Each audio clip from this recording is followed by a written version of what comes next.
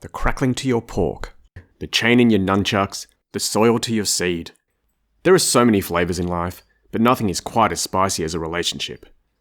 But like a red-hot beef vindaloo, you can end up in tears, burning from both ends, or completely nourished.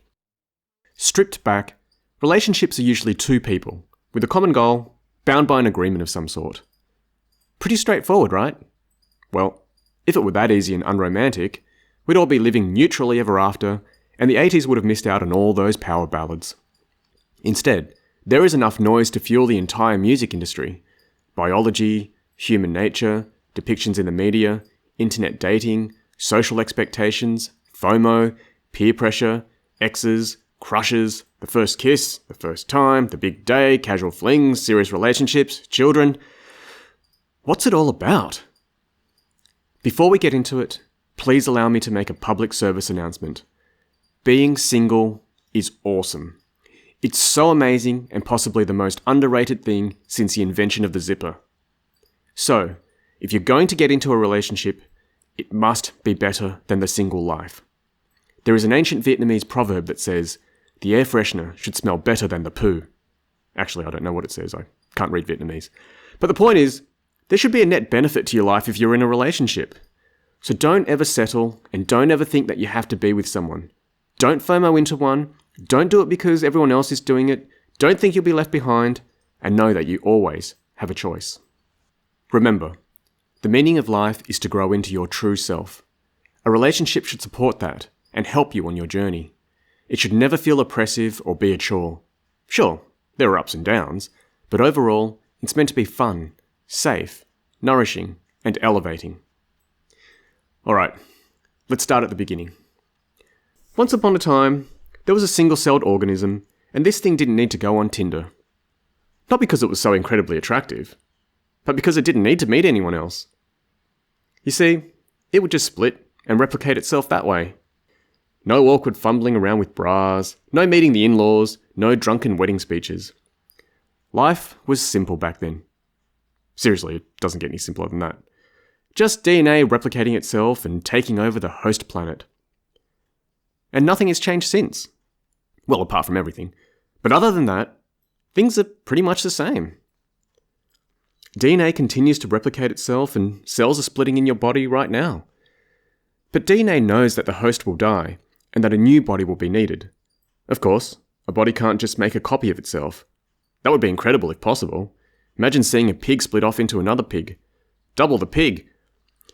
This desire to replicate is still the name of the game. But rather than splitting, life now comes together. Even if you don't want kids, passing on one's genes is a motivator that operates on the cellular and primal level. It's so subtle yet overwhelming at the same time. It disguises itself so much that you don't even recognize it.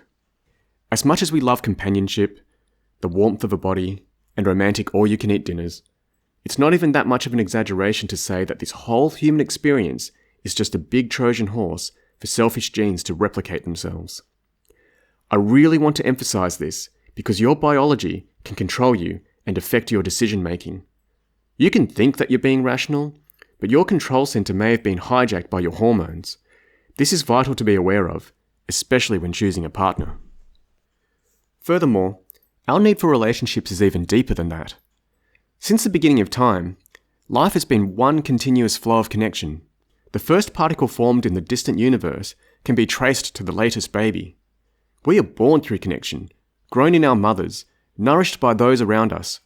We seek the outside world as our senses develop and steadily increase connections as we go, possibly culminating in an intimate partner. Sometimes we are so desperate for connection that we spend time with just about anyone. Thus, connection is our natural state, and it is human nature to want to build them.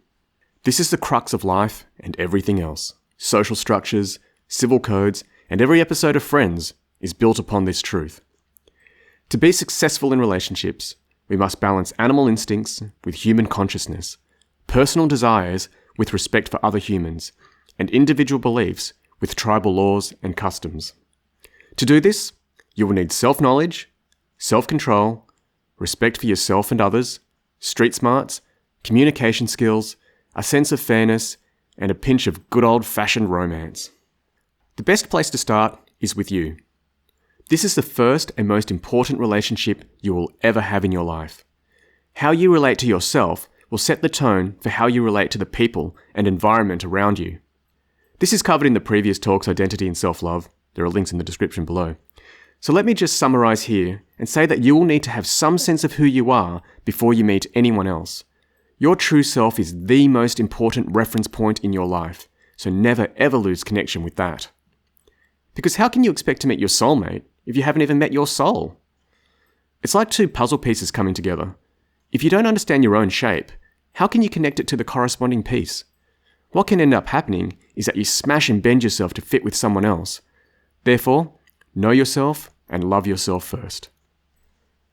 If there is a particular part of yourself that you need to work on, spoiler alert, we all have stuff we need to work on, then you are ripe for exploitation and abuse.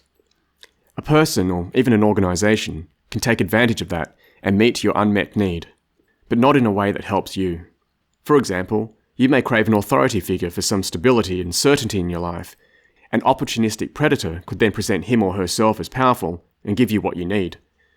But it won't be conducive to your personal growth and will keep you stuck in an unequal power dynamic, which will only end in serious trouble. So just like a boxer needs to know how to plug holes in his or her defense before he or she steps into the ring, you will need to know enough about yourself before you interact with anyone else. At the very least, know that you deserve to be respected, heard, emotionally validated, spoken to kindly, never ever abused in any way whatsoever, that you own your mind and body, and that you can walk away from any situation. Now, assuming you possess enough self-knowledge and are practicing a sufficient level of self-love, let's look at attraction. For this stage, you will need to make sure you've got some self-control and street smarts. Attraction happens on many levels, and as a self-aware individual, you are responsible for understanding the basis of your attraction to someone. Quite often, the initial interest takes place on the animal level, that is, physical and biological attributes. All animals look for signs of fertility during mating season. Fertility symbols are simply an indication of power. They convey whether or not the body, that is, the container responsible for carrying, protecting, and passing on the DNA, has what it takes to survive this world. It could be large milk stores, solid hind legs, or huge antlers. Humans look for similar attributes, although these vary from culture to culture. It's important to understand animal attraction and not let it control you. You see, nature doesn't care if you're happy or not.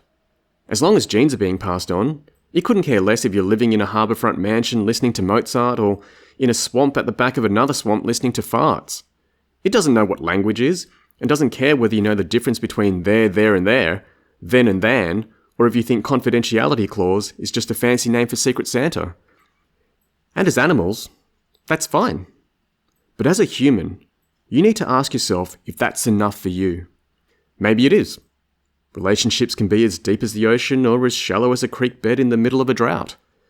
Assuming that you know yourself, it is up to you to decide what you want in life. If it's a committed relationship you're after, then you will need to look beyond the obvious fertility symbols and not let them fool you. On a human plane, what attributes do you think you should look for in a person to sustain a loving relationship?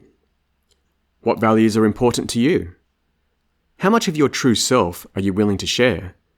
And how much energy will you spend on developing what is inside you compared to investing in your appearance? Humans also look for cultural symbols. You might be attracted to someone because they play the guitar, as that might symbolize creativity. You might be going through a rebellious phase and be attracted to someone just because they've got a particular piercing or a tattoo. Sure, that stuff might seem cool, but it doesn't necessarily mean that person would make a kind, loving, empathic partner. So don't let that kind of thing fool you.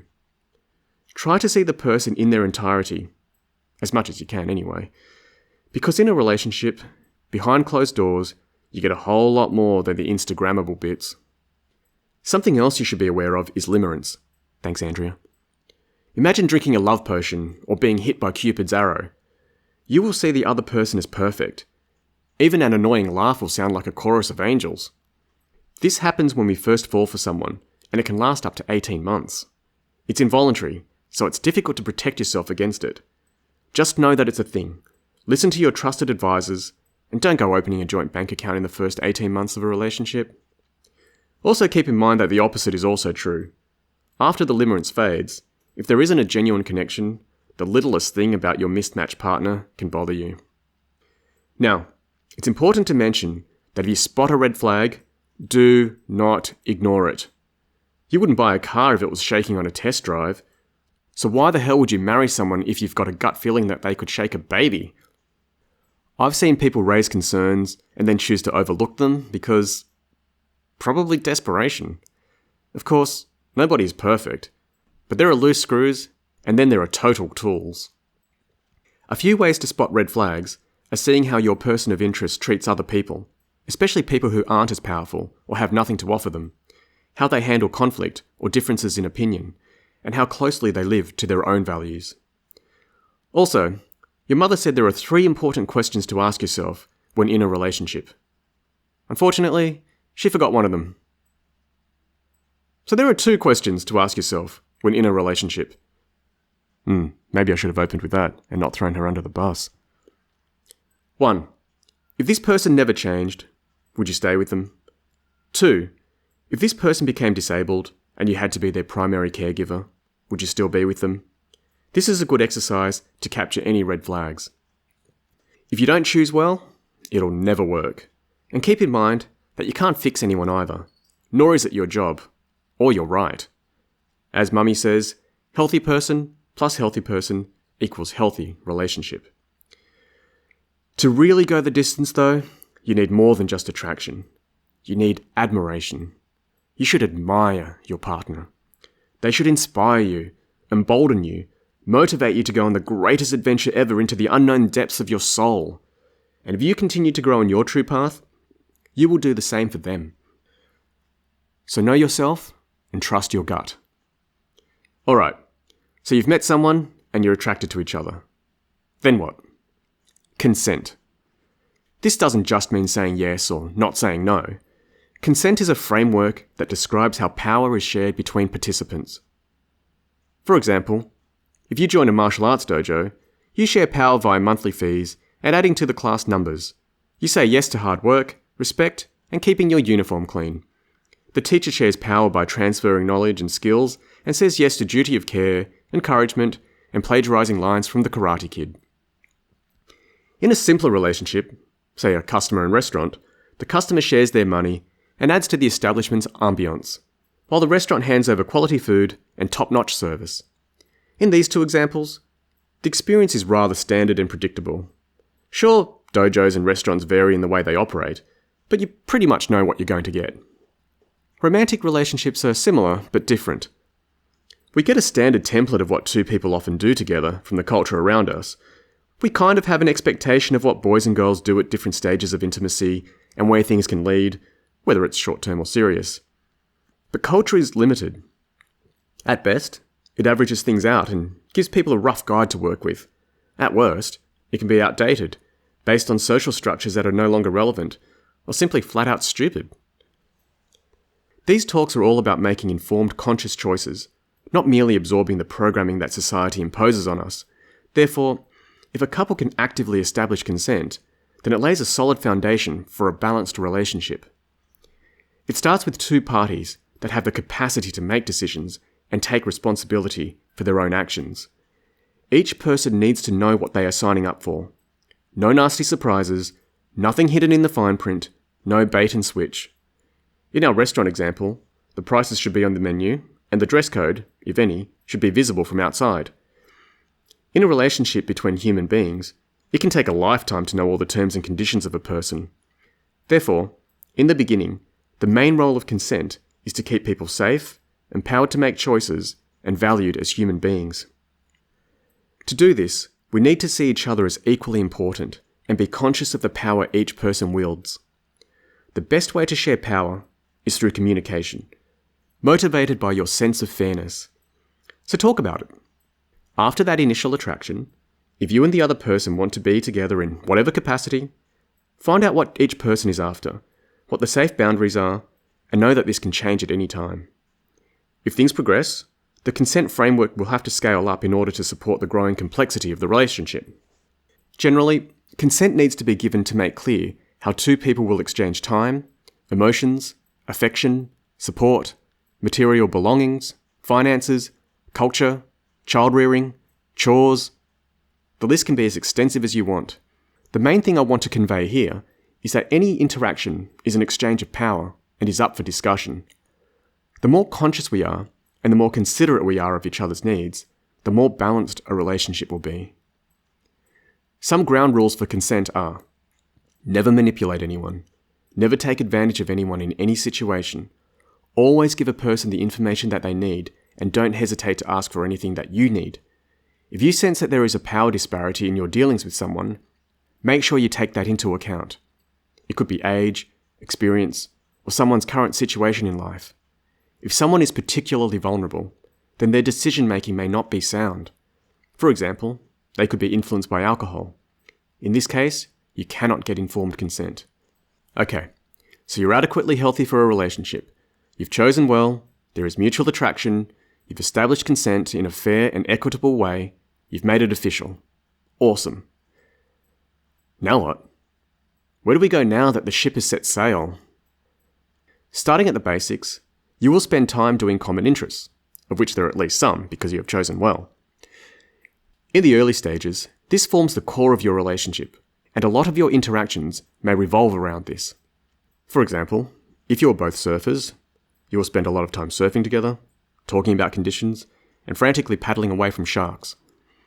More activities will be added to this core interest, such as romantic dinners, parties, and perhaps even meeting the family. But in between all the action and big set pieces, there's a lot of ordinary day-to-day stuff. Housework and finances and boring stuff like that. Then there are the hard times. Insecurities, misunderstandings, serious disagreements, and full-on conflict.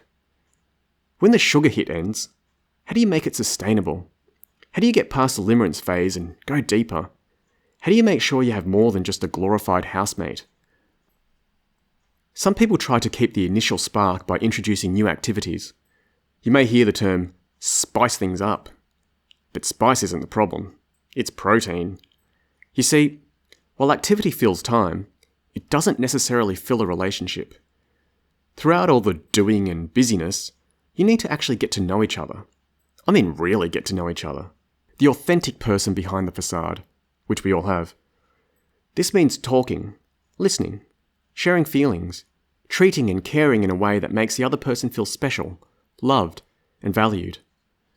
This is called conscious connection, whereby all of your interactions with each other are on a common wavelength, filled with the best of intentions.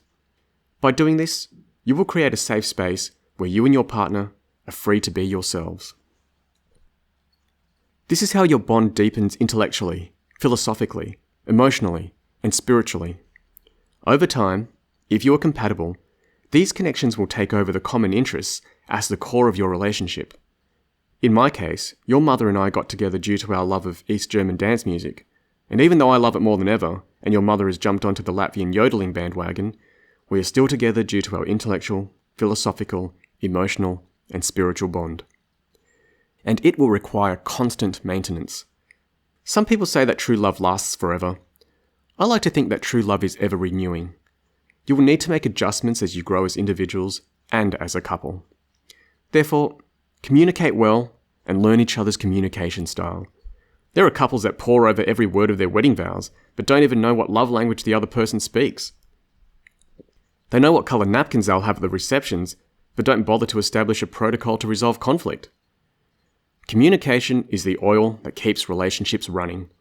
It can turn any old cog and eliminate even the nastiest squeaks. Awkward silences become a comfortable peace, and insecurities are aired and dried out. There is nothing that can't be discussed in a relationship, and if something is off limits, then that's a red flag, unless you're planning a surprise party. So talk and listen. Make sure your partner feels heard and that they know you genuinely always want to hear them. Hear not just the words, but the emotional content of the words. Words are just symbols, so learn to understand what they are really representing. By truly hearing someone and giving them space to express themselves freely, they will have the opportunity to grow without interference. And what an honour and privilege it is to walk alongside someone as they head towards their true self. And this brings us back to the beginning, our relationship with our true selves. This is the relationship you will have to work on the most. You will go through so many emotions, be confused about how you feel, and not know what road to take. But as I've repeated throughout all of these talks, you will have to walk your true path. So there it is. That's what relationships are all about. Knowing your mind and body and consciously connecting with the world around you. If you end up lucky enough to find that special someone, then you will have the opportunity to connect in the deepest way possible. I hope Mummy and Daddy have modelled a healthy and fulfilling relationship for you. It's about the only thing I've ever got right in my life. She is my one-hit wonder. My Who Let the Dogs Out. And I am her Waterloo. See you next time. Like and subscribe, and remember, you can be a plural.